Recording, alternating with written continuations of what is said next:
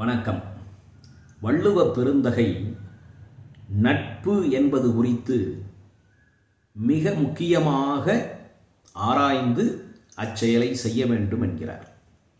நமக்கு இருக்கக்கூடிய நண்பர்களில் ஒவ்வொருவரும் ஒவ்வொரு வகையாக இருக்கக்கூடும்.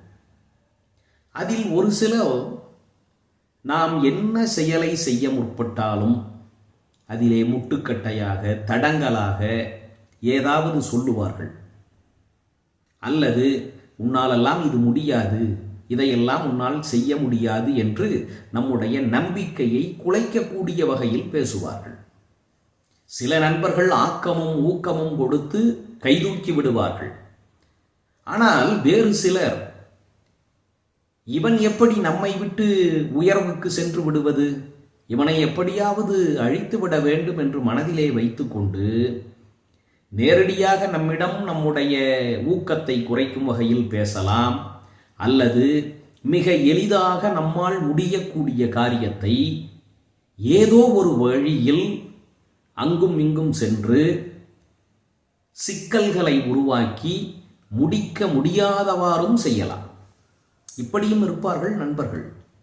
நண்பர்கள் அல்லர் அவர்கள், நண்பர்கள் என்ற போர்வையில் இருக்கக்கூடிய நயவஞ்சகர்கள். அதனால் வள்ளுவர் என்ன சொல்கிறார்?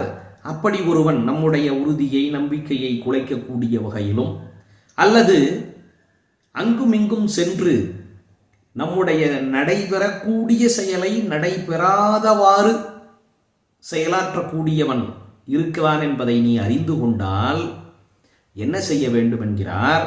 அவனிடம் போய் நேரடியாக சண்டை போடக்கூடாது. அது மிகுந்த ஆபத்தை விளைவிக்கும். கொஞ்சம் கொஞ்சமாக அவனுக்கே தெரியாதவாறு அவனிடம் சொல்லாமல் அவனை விட்டு விலகி வந்து விட வேண்டும். அதுதான் நமக்கு நல்லது. தீ நட்பு என்ற அதிகாரத்தில் அவர் பேசுகின்றார். ஒள்ளும் கருமம் உடற்றுபவர் கேண்மை சொல்லாடார் சோர விடல். நன்றி, வணக்கம்.